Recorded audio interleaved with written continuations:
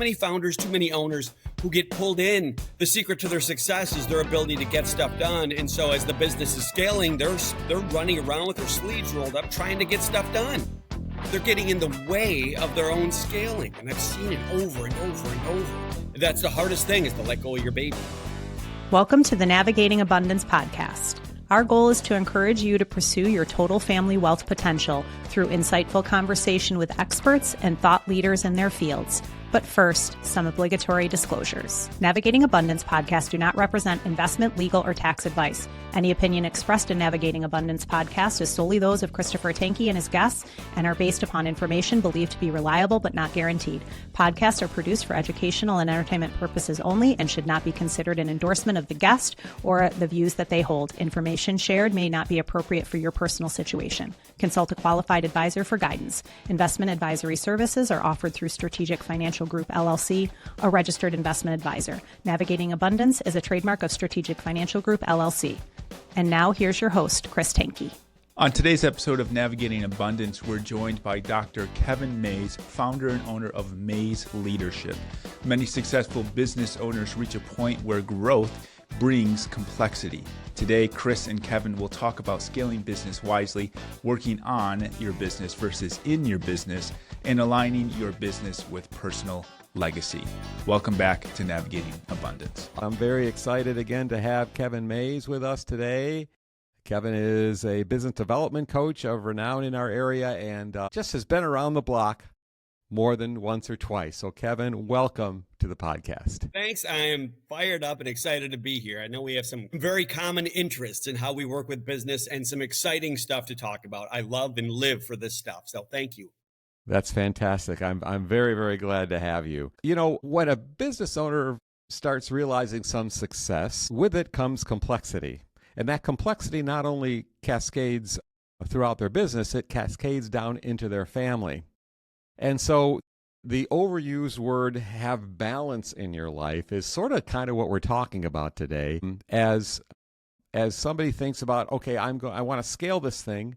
How do I do this? And how do I still have control of my own life? Does that sound familiar to you?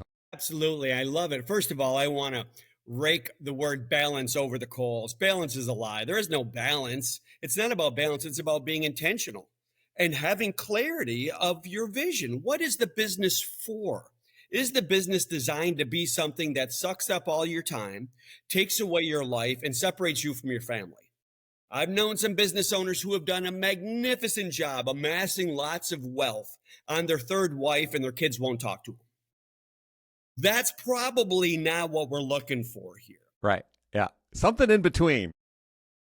Well, it's really, ideally, right? A true business works without you. That's a business. Otherwise, you own a job. And the notion is not to own your job, or maybe it is, but you have to decide and be intentional about it. Have to be honest about it. Yeah. Too many founders, too many owners who get pulled in. The secret to their success is their ability to get stuff done. And so as the business is scaling, they're running around with their sleeves rolled up trying to get stuff done. They're getting in the way of their own scaling. And I've seen it over and over and over. That's the hardest thing, is to let go of your baby. Yeah, for sure. Kevin, could you just give the audience a little bit of your background and a little bit about your philosophy, how you work with business owners, et cetera? I know at a core level that before you can lead others, you have to lead yourself first. And that means understanding what makes you tick. What are the drives you've inherited in your personality? So I'm a recovering psychologist, right? I'm a psychologist turned business consultant. I worked as a psychologist for a decade. I won't say how long ago because I don't want to date myself. But then I worked in banking for quite a while as an executive consultant to the executives of a large bank that we took through the recession in 2006, 7, 8. That bank went from a mid-sized regional bank when all the other banks were folding to become the 9th largest bank in the country. And now it's top 3. And I love it. The CEO said, it's no surprise. It's the stuff we're teaching, which I call conscious leadership. I believe that if you want to lead yourself or lead a business, it all starts by learning how to turn your attention and your focus inward, learning how to lead yourself. And the reason, the thing that really gets me fired up, I'm a GM kid. My dad worked for GM for 34 years. So it was great. It was a lifestyle. I mean, it was a beautiful thing that got provided to us through GM. But then when GM goes belly up, I watched what happens to the infrastructure in the town and the other businesses, the restaurants, the shopping malls, the car dealers, the infrastructure of the city just turns upside down. And when I witnessed that, I made a deep commitment that I'm going to do whatever I can to make sure that kind of thing never happens again. When I see my little buddy Joey and he has to move because his dad doesn't have a job, and I'm in fifth grade, it just hits you. So that's part of what lights the fire in me is not only all the work I love. I'm a self-awareness junkie and a doctor of leadership, but also that history of witnessing what happens when the world's largest organization goes bankrupt. Right. When we started Strategic Financial Group, which is our registered investment advisor firm, we had 0 clients. We moved across state, planted a flag 17 years ago, and we were all in on this thing, all in, completely exposed, just took on a lot of responsibilities, took all of our equity and pushed it on the table and say, we're all in on this deal. So, I understand that some people would see that as risky. The way I looked at it is I didn't want to, if I'm going to start a second career at 50, because that's about what I was at that age, I didn't want to work for somebody else and then for them to do something goofy or silly, and then all of a sudden I'm on the street. That's risky. Then I'm on the street at, say, 57, 58. Now what am I going to do? So what we did is we said, no, let's even though it sounds and feels scary at first, let's push everything all in, believe in ourselves, build our own firm so we're controlling our own destiny, good, bad, or indifferent. That's just kind of an entrepreneur just kind of oozing out with those kind of concepts, is it not? Absolutely. I did exactly the same thing. I was living in North Carolina where and I work for a large bank. So I had the illusion of consistency. And that's what it is. It's nothing more than an illusion. And I love it. We pulled out a map and said, we're going to move to Michigan. Where do you want to go? And really decided, same thing, all the chips on the table. And as I like to say, we burned the boats. There's one Yep, that's option right. moving forward. There's no plan B. There's one That's plan, right. and that's what's going to happen. And my goodness, we moved to a new community. And I happened to launch a book the same time when I arrived, and it just took off like a firestorm. It's been so fantastic being able to be helpful. So I'm really excited now. This is my 10 years that we moved to Michigan, and I have another book coming out. So I'm very excited about that. But Very, I very good. understand the DNA of the entrepreneur. An entrepreneur has a different relationship with risk. And let's go of the belief, the illusion of consistency. But it's a double-edged sword because sometimes when you work for yourself, you're willing to put so much in that you focus on the wrong thing. That is exactly. Yeah. Amen, brother. Preach it. Preach it. Pass the offering plate. That is so true because, and then we'll be talking about some of this as we go. We don't like the word balance. Okay, we'll scratch that. But you have to have intentionality in 3 areas of total wealth. Mm-hmm. And this is the gospel of total family wealth that we're preaching all the time. You've got to spend time on your ledger wealth. That's your stuff. You've got to spend time on your logistical wealth. That's your teams and your people. And you have to spend time on your legacy wealth. That's your family.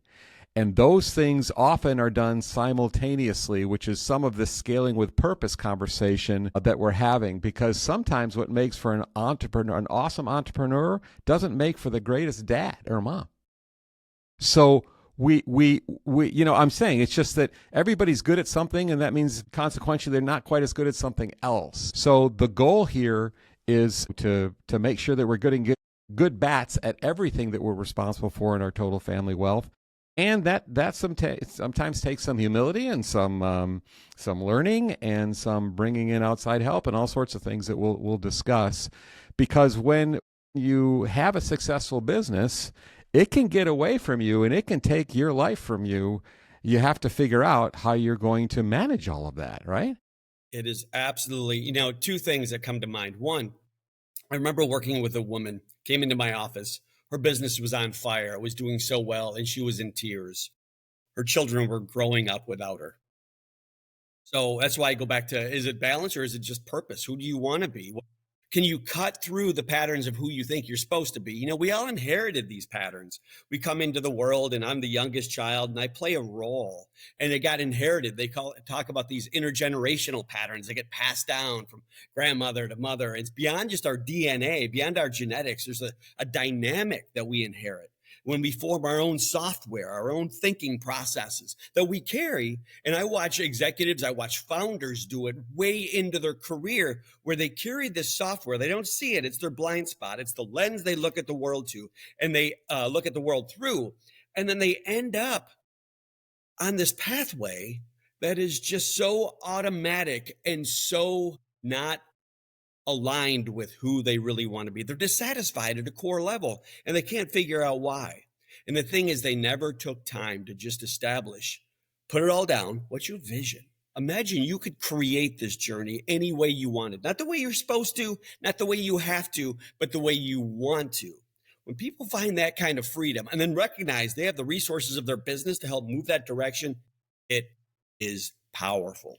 So I love what you're saying, the 3 types of wealth. I think when I hear that, I kind of think it's like the what, the how, and the why. And to understand why you're doing what you're doing, what it is you're doing, and how you're doing it, all of those together are designed. Your business is designed to work for you, not for you to be a slave to it. Most folks, it's a uphill climb sometimes, especially without some outside objective observer to help you see the bias that you're looking at the business through, to get out of it, to get in that objective observer perspective where you can look objectively at your business and recognize, oh, I'm being pulled into this thing like a swamp, as opposed to nurturing it like a garden that's going to provide for my family, for legacy. Yeah, exactly right. And the problem here is self-awareness. None of us are particularly good at it. So there's a couple things that come into play here. If you're going to try to figure out your purpose, your mission, what you want to accomplish, what's really important to you, rather than just being successful and putting out the fires of the day. And one of those things that you've got to do is you've got to chill out. You've got to stop. You cease striving and know. You have to sharpen the saw, as Stephen Covey would say. You have to realize that often you go faster by going slower. Let's think about this here before we set out on another day of reacting. Can you respond to that? Absolutely. A buddy of mine actually works in a sawmill up in the Pacific Northwest. And it's amazing. He will go into a mill. Well, he actually works for sawmills. He'll go in and adjust their saws and recalibrate their saws, and sharpen them, of course. He is a saw sharpener. That's what he does. So he has to stop, close down the line, slow things down. He'll get triple the volume when he's done. Triple the volume. That is not just a metaphor. It's powerful, and it's true. We don't do more by going faster. We do more by thinking differently. And it's hard to change your thinking because the way you're thinking now got you here. It's Absolutely. Yes. It's also, though, your strength is your Achilles heel as well. It's a double-sided coin, a two-edged sword. So you have to be able to recognize, and I love what you say, that self-awareness is difficult sometimes. We are masters of the external world around us in our business, and we never gain mastery internally, turning that focus inward and understanding how our mind works, how our emotions can drive reactivity in us, and being able to understand the levers to pull to change that. Right. And I love it. I like to say we have 3 brains. We have the caveman brain, the robot brain, and the genius brain. And the robot brain is that brain that has got us. It's so good. It's automatic. We don't even see it. Part of the work is being able to cut through that, stop, and then access that genius, which is a very different way of moving through the world. It's often been said, right, we need to work harder, not harder, but work smarter, right? Mm-hmm. And as you say, in this evolution, when you first start out and you're the chief bottle washer, etc., you do it all and you work hard and you find some success, but all of a sudden the business and complexity outgrows your skill set. The temptation is to work harder to accomplish that, and maybe you need to try to do that for a while. But once you realize that you're kind of getting in your own way, It's time to work smarter to say I'm in the next generation of this business, and now I'm having different roles, more specific roles, and then I have to part out and bring in other team members to accomplish the rest of this. Those transitions, they just never end, really, do they? I mean, it's as long as you own the business, there's going to be some other hill to climb and some other skill set that you need to bring into the firm that you don't necessarily have. The hardest part is that doorway of recognizing that you are the bottleneck. I've worked recently with a founder for a security tech company, $350 million company, brilliant, and everything had to go through this guy. Everything went through him. He brought in the brightest in the industry, like 4-star generals, to be on his executive team. And they said, I've never felt so stupid working in an organization. And they left. They didn't hang around. They left. Like, why do you want me here if you're going to tell me everything you want, exactly the way you want to do it? Let me bring my expertise. Being able to see out of it, to let go of your baby a little bit. And it goes back to me. For me, it goes back to vision. If you have clarity of where the business is going, if you don't have a vision of where you're going to be in 10 years, of what the business is going to do beyond that, is what's the business designed for? Is it just your hobby? Great, make it a hobby. Is it this thing that you just want to have a role and control everything? Great, do that, but know that you're doing it. Or is it a thing that's going to work separate from you, that you can pull yourself out and it's going to continue to thrive? Oh, that's a different thing altogether. Then you're an investor, and then once you can do it once, you can do it twice, do it 3 times, do it 4 times. It's amazing what you can do. I worked with one organization, very creative gals who started this business. Well, they went through all the they wrote a book, first of all, based on a childhood story their mom used to tell around Christmas. You probably know this. You've seen it. And nobody would publish the book. So they went to China, got the publisher, got a printer, got the whole thing, created the little doll, and they started this business. They were very creative, but the business took off.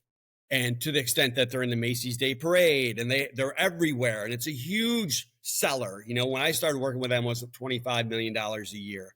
And the beautiful thing that happened is they were creative minds, and now they were running this organization, and they were very unhappy. And to know that what they wanted to do was be creative minds. That's what they were good at. And to back out of that and install individuals who could run the business so they could go out and do more of the creative stuff they wanted while reaping success of the organization. But it's hard to really, again, it requires that kind of deep level of self-awareness and self-understanding, and to know that your value doesn't come from working harder. Right. And it's been said before, you must know the difference between working in the business versus working on the business. And this is some of what you're saying here. As you say, you can, your business can be a job that you bought yourself, and that's fine. That is totally fine. But most entrepreneurs don't want to stay there. They started that way. They don't want to stay there, right? They don't want to buy a job. They want to run a business or run a practice. Could you comment on that the differential between working on the business and in the business? Absolutely. I think of it like, I always like metaphors, right? I think metaphorically, a mountain. Where are you on the mountain? Too many, at the top of the mountain, you have the biggest view. You're more strategic. You see the furthest. And you can see 360 when you're partway down the mountain, which is what I see too many founders do, right? They're not at the top of the mountain, they're partway up the mountain. And because they're only partway up the mountain, everybody else in the organization gets pushed a little down further into the departments. So what it ends up doing is creating these silos in the organization, and there's no strategic leadership at the top. The hard thing is I see too many founders who start to feel guilty because they're thinking and not working, right? And they're strategizing. They get nervous about that. Yeah, they're not down in the die. They're not twisting a wrench. They're not doing that stuff. And that's how they found their value for decades. And now they're in a different place that doesn't require them to do that. And they sometimes feel a little lost. Like, what's my value? Just to think? Yes, to think, to create a strategic vision, to create a culture, to bring people on board with that, to hire the right people, and to make sure everybody has clarity, they have the support they need. Very different skill set, completely different skill set, the further into working in, not on the organization you go. So let's ask the ugly question. To no fault of their own, they just aren't wired to do that. They aren't wired to be this leader, this developer. They still want to sell the roof, to the customer. That's what they love to do. Have you run across somebody that came to there was a inflection point where either they had to run the practice or business, or somebody else had to if they still wanted to own it, and they would stick to selling or stick to customer relationships or whatever? That's a big deal. It's a huge deal because it can be a hit on our ego, right? We have this belief that as the owner, I should be the one at the top of the pyramid, but it may not be a skill set. Now, here's the thing. I challenge all business owners to think about it this way. It's a skill set you have. It's like being right-handed or left-handed. Just because you're right-handed doesn't mean you don't have a left hand. But if you're in a job that requires you to use your non-dominant hand, it's going to be cumbersome. It's going to be difficult. If you focus on it, you can get better and better and better and better. It'll never be your new preference, but you can get pretty darn good at it. It's exhaustive. It'll wear you out. It'll take a lot of work. Again, I go back to a position of choice. Do you want to do that? Or would you love to just utilize your internal strengths and do that? Create the organization in a way that allows you to have fun in the thing.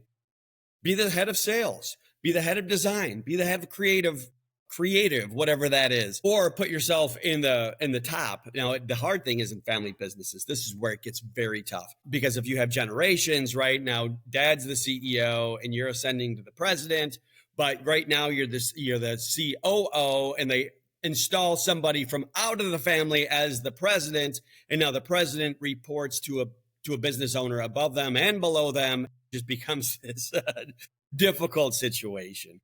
Yeah, boy, it sure would be. So I read a book a couple years ago.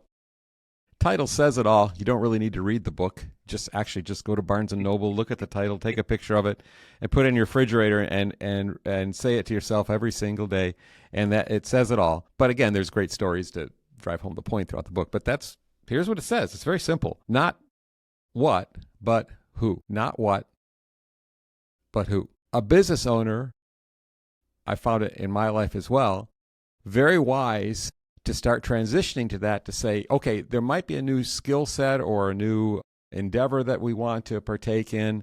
And you know what? I have limitations. I would be wasting my time if I tried to figure out what to do. I need to find the person that knows how to do that already, and contract them and bring them on board so we can get that done. They're smarter than I am in that area. They've done it before. They've made all the mistakes, and they're ready to go. Business owners face this all the time of a what problem. How are we going to solve this? What should we begin to do to bring more business in? What's necessary to make the staff more sticky to stay in our business, or whatever? Tons of what's. Oftentimes, it's a really good idea to bring in a who to help with that. Could you make comments to that? Absolutely. One of my favorite things to do as you establish vision of where your organization is going, to have an org chart that matches that, and an org chart that matches the business of the future. And then I love it, especially as I'm working with startups and businesses who are growing, to create an org chart of the business today, not by name, but by title. Not by title, by responsibility. So it may be, if you're a solopreneur, you can have a big org chart that has all the different systems and processes. You have sales, you have operations, you have finance, you have all these different things. So to kind of lay the organization out so you can see it, and then you can put the name in, me. Then you can start to ask yourself, what bucket it falls into. And now as you're scaling, how do you bring somebody into not the ultimate highest level of that position, but maybe one level down, that you can make sure they get trained into it. You can't abdicate your authority when you bring somebody in. Right. And I found too many people do that. They bring somebody in, they abdicate thinking you're going to do it. It never works. So, but training them up into the position in the org chart, so you can erase the me and put Bob in there, or whomever it is, it's a brilliant way to do it. So you're absolutely right on. Sometimes that visual can be very helpful to see the overall organization, to see the org chart for the organization as it is, even if it's you doing everything. Yes, very good. Very good. So when you are bringing in outside help or adding new folks to the fold, that can be a very wonderful experience. It also could explode on you if for some reason that person wasn't who you thought they were, or worse yet, even maybe be a little devious or poisonous in their attitude or whatever in Right. the organization, right? So, I would show up the first day looking so beautiful. It's like the first date. I love what you're saying. We primp ourselves up for the first date to show up in a certain way. But the question is, I love the question you're going for. Who are you going to end up with in 3 months and in 3 years? Is that the real person you want? And how do you get under the surface to understand who that person is? And this is, I think, a skill set for life, right? yeah, for How do you sure. marry the right person? Yep, that's right. I got And it's lucky. That was my strategy. Pure luck. Got married at 19. What do I know? It worked. So, but you don't want to do that with a multi-million dollar business. So that's what we do.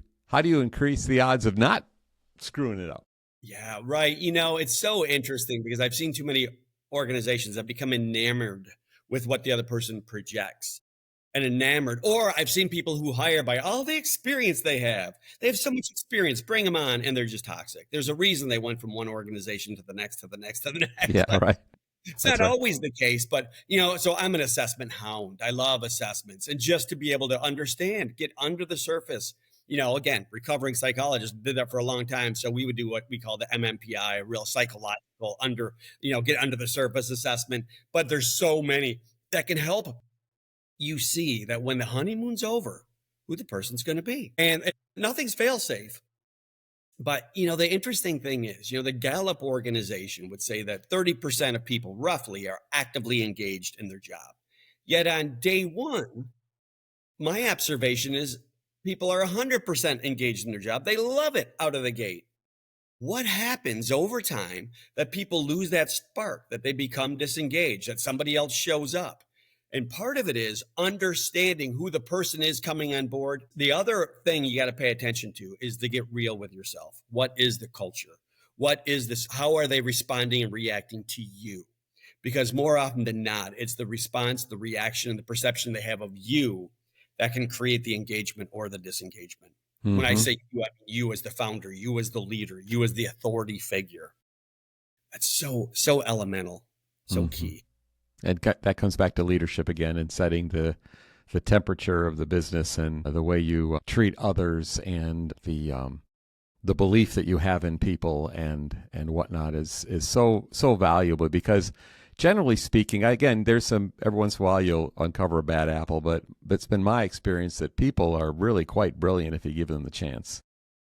And if you develop an organization where people can thrive, which takes a lot of communication, takes a lot of trust, but where you can look at this person and say, you're not like me, and I'm really glad that's why you're here, and I'm not like you, and let's work together, and you can make me better, I can make you better. That to me is, I don't know, to me that's a lot of the fun of business, is to see that development. The money, if you do that well, the way I say it is, the money will come. It does. I think what's more important than the money is the maybe even your legacy of the business that you're developing. As far as retention, as far as maybe getting people enjoying their work, 75%, not 30%. A lot of that falls on you. You're absolutely 100% on point. And the thing is, the most successful organizations, the ones that really thrive, don't have 30%. They're closer to 70%. That's what the research shows. And what is the overarching factor? It's leadership. And I've seen leaders who get frustrated with their employees and said, why should I have to hold their hand? Why should I have to thank them? I'm thanking them by paying them. Just do your job. Yeah, that's great. Well, and the thing I tell them, you're 100% right. But look at the result you're getting. So do you want to be right? Or do you want to get a result? And if you want to get a result, then maybe you could change your perspective to think humans as social creatures want to be acknowledged. We want to be recognized. We want to feel part of something. We want to feel special. What if you created that? What's possible? What if you stopped being right and started creating the results you wanted? I would pour that guy a tall one or that gal a tall one and say, you're being wrong. You're getting some of the obvious things right, but the most important things you're not getting right. And this is not psychobabble. This is not everybody gets a trophy. This is pouring your life into people. This is having the whole organization elevate at the same time. And again, I think that this is the fun part of business. I think is working with the team, and it really deserves your attention. And if you're not so good at that, connect with a Kevin, connect with a coach, and start working on your culture. It's super important. It is not touchy-feely. It's darn right good business, if you must look at it that way. It's the fabric of a successful business. Yeah. I love it. So group dynamics, that was my thing for 10 years back in the last century. I was a group therapist. I love group dynamics. And I applied those same methodologies to executive teams, and find what I love the research shows is my favorite author, Irving Yalom, would say, we recapitulate the family of origin in our work groups. What's that mean? We just we carry our own scripting and project it into our group. And there's always one authority figure that we project who plays the role of dad. And that's the founder. And so the founder becomes a screen for everybody's stuff, everybody's issues. And I think the founder has this thing I call executive amplitude. Everything they do gets expanded, and they have a disproportionate impact in how the culture is formed. And it's not your fault. Whether you like it or not, that's the truth. It is. It just is. It just is. Yep. So when I go into an organization at the front line and I find a dialed in organization that is producing at the highest level, without exception, 100% certainty, I can go all the way up and I'll find a dialed in executive team. And when I find frontline teams that are trying to produce and there's poor communication, there's conflict, there's drama, 100% certainty I can go up and I can find an executive team that's not aligned. They're not moving the same direction. There's miscommunication, there's silos, there's us's and them's. It always works out that way. Whatever's at the top gets magnified through the organization. It'll trickle One down. high performance culture, and it starts, again, looking at yourself. That's the powerful thing. And I love the work you're doing too, is about then, okay, great, look at yourself and then go beyond your business. Right. Who do you want to be in your family? Who do you want to be 3 generations from now? Imagine if you could write a script right now that could have an impact 100 years from now, long after you're gone, because you can. But people have a hard time finding that level of vision. And that's what I love that you all do, is help people think in those terms, strategically, financially, way beyond their lifespan. And we all need to be proud to do that. Everybody needs a coach in something, whether it's your diet, whether it's your health, whether it's your spiritual disciplines. Everybody, it's very difficult to do this as a solo practitioner. It takes a village. Everybody needs a coach. And can I add something to that? Yeah. Well, everybody needs a coach. I'm going to put a caveat: only if you want to be a top performer. Well, yeah, that was the assumption. Yeah, but if you want to be ordinary, great. You could be pretty good. But if you want to be the Lions this year as they win the Super Bowl, because we all know they're going to do it, they have a dynamite coach that makes the difference. That's what it comes down to. If you want to be ordinary, good. Don't get outside help. Keep doing what you're doing. If you want to be exceptional and you want to create a legacy, then absolutely, you're dead on. And you think about the best world-class athletes. There is no such thing as a winning team without a coach. There's no such thing as a world-class Olympic athlete without a coach. It doesn't happen. Yet so many business owners and businesses think they're just going to figure it out themselves and wouldn't dare. Part of it's the scripting. I don't need help. I'm a big boy. Big boys don't need help, right? There's the scripting that gets laid in our brain when we're 4 years old.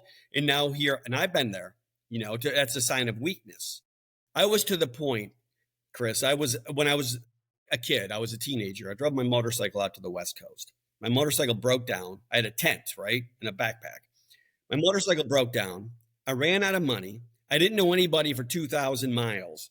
I had nothing. Broke down at the end of the road. And I'm there in my little pup tent on the Pacific Coast thinking, I really did it this time. Somebody stopped to ask if I needed help. And what'd I tell them? No, I'm fine. I don't need any help.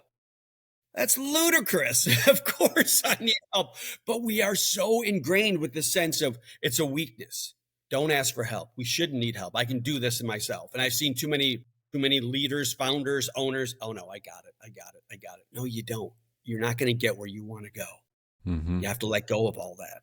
It's Yeah. not a weakness. It's a sign of strength to allow others in, to actually help them be good. And I've seen some leaders who are threatened by the brilliance of others. And so they keep them down and they become the bottleneck in their organization.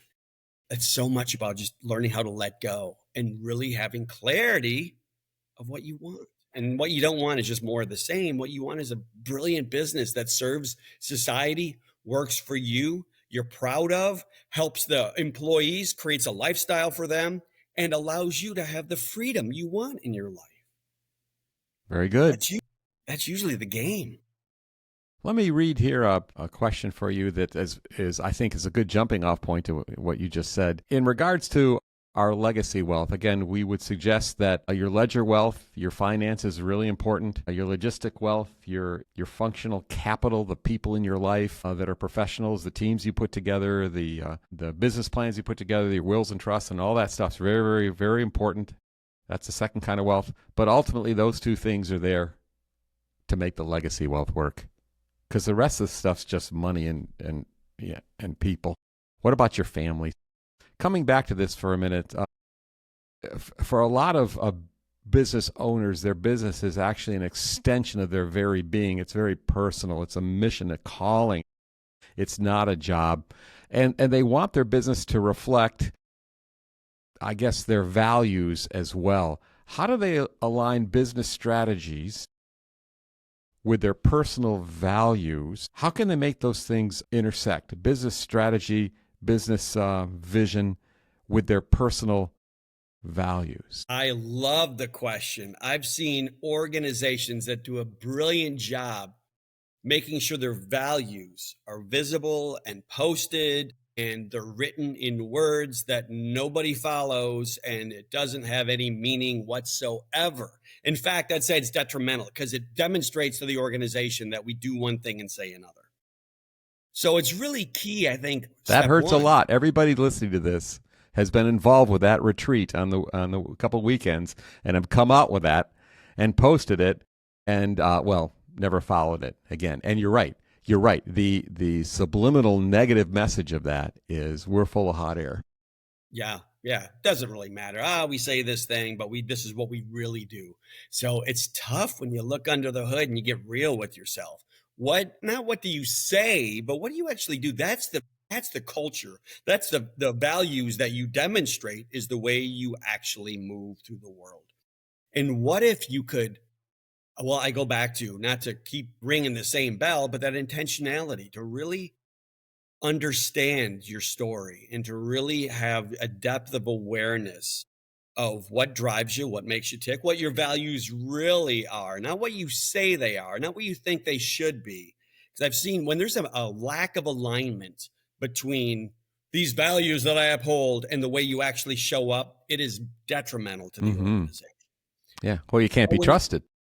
Now, right. But if you can get real with yourself and get honest with yourself about what those are, it's powerful. I remember working in one organization, and every time, large company, 40,000 employees, every time they saw the CEO, he started his presentation with the company values. And I would watch them, here we go again, roll their eyes. It was beautiful because everybody knew what they were, and they knew the company stood by them. And they were diligent. They made sure it had meaning. It wasn't just a posted placard. It was something that had definitions around. They had behavior-based values. Now we're getting somewhere. When it's actually behavior-based values, it gives some interpretation to what the value means. When it's this lofty, abstract value, it doesn't really hold a lot of weight. It's a great idea, but it doesn't mean anything. But when you boil it down to, here's the behavior that, when demonstrated, exemplifies this value, and then that value might even get tied into how we give each other feedback. And it's a language system that we use in the culture of the organization. Now you're starting to perpetuate some values. But if there's no behavior around it, then it becomes this lofty thing that doesn't have a lot of meaning. It's a platitude.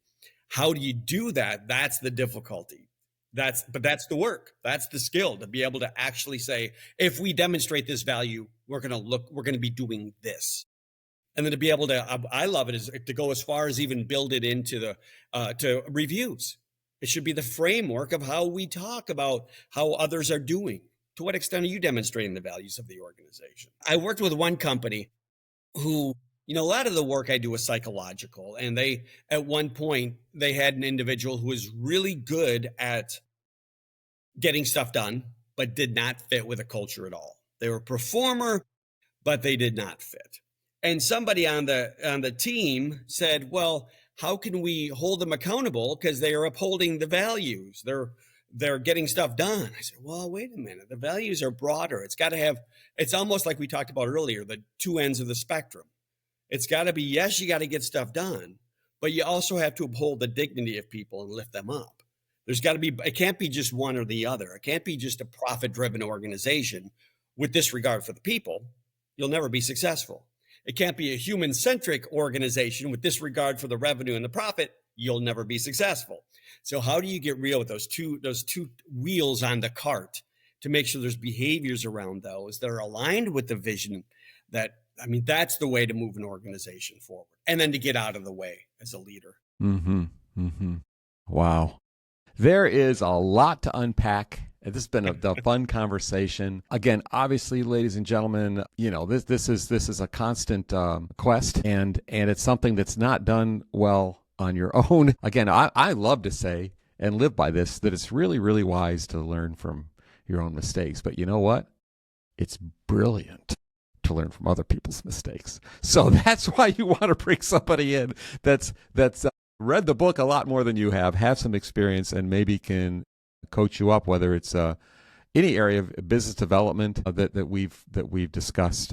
Kevin, we have to have you back, and I want to. We didn't get to it. I want to talk about business succession, because a lot of people listening to this are wondering, hey, how long am I good for here?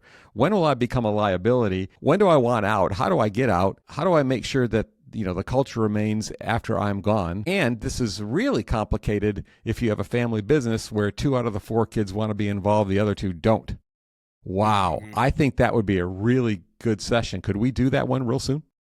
Absolutely. And there is a definitive answer to that. So I'm going to... Well, hold it. It's a tease. It's a tease. Yeah, exactly right. Exactly right. I'm going to entice listeners to come back, because there is a very definitive answer, and the right way to do that once you understand that, it'll change how you lead your business. So absolutely, let's have that conversation. Fantastic. That would be good. We will do that quite shortly. In the meantime, Kevin, if people want to get a hold of you, they like what you say, they like your personality and the way you think, and they'd like to kind of kick your tires a little bit of what your organization can provide for them, how do they do that? Well, a couple things. One, I have something I put together for listeners. I call it a Vision Mastery Playbook. Download that, please, and just to gain clarity of how you're creating vision in your organization. That's at vision.maysleadership.com. That is where you'll find my website, maysleadership.com. And feel free to call, text, carrier pigeon, whatever you need, find me. Simply kevin@maysleadership.com. I'm here to be helpful. That is my mission on earth, to be helpful so we can create abundance.